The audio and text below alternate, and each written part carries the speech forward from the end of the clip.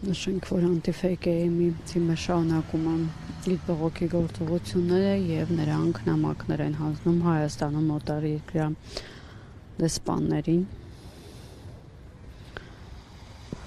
Քիչ առաջ արդեն իսկ նամակ փոխանցեցին Մեծ Բրիտանիայի եւ Հյուսիսային Իռլանդիայի Միացյալ Թագավորության դեսպաններին։ Անժամկետ հացադուլի մեջ գտնվող քաղբանտարկյալ Նարեկ Սամսոնյանի փաստաբան Աստղիկ Մաթևոսյանը նշեց, որ ինքը մի փոքր զրույց է ունեցել Մեծ Բրիտանիայի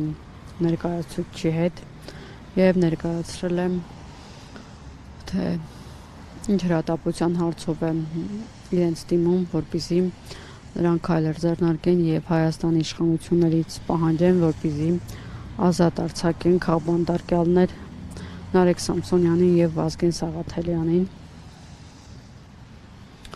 Դրանից առաջ արդեն իսկ նամակներ փոխանցվեց Հայաստանում ՄԱԿ-ի գրասենյակին եւ Եվրոպական խորհրդին։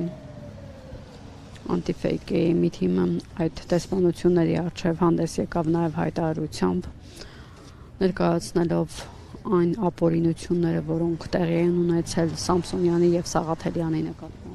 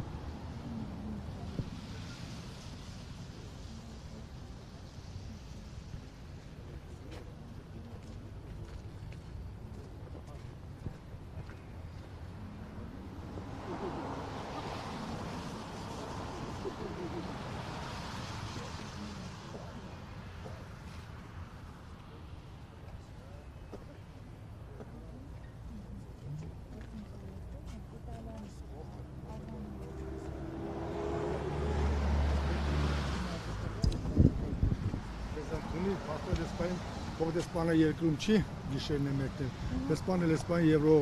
Եվրոմիությունում ժողովի է։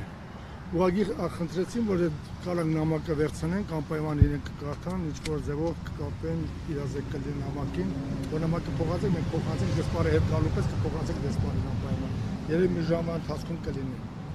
Շնորհակալություն, հույս ունեմ հրատապությունը, որ ես ներկայացրեցի պայմանավորված հացադուլի հանգամանքով, դուք իրենց կփոխանցեք։ Անպայման, ես փոխանցեցի, այս մի քանի ասենք իտալացի դիվանագետների,